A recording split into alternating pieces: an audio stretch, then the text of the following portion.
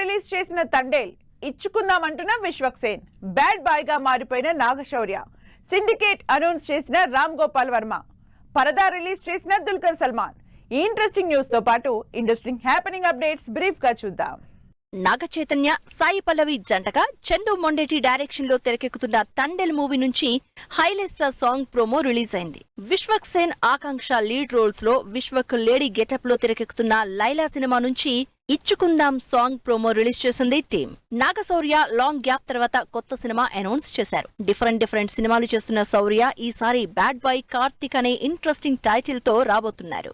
నేను మారిపోయాను, అలాంటి సినిమాలు చేయను అంటూ సోషల్ మీడియాలో ఎమోషనల్ పోస్ట్ పెట్టిన రామ్ గోపాల్ వర్మ సిండికేట్ అనే కొత్త సినిమా అనౌన్స్ చేశారు.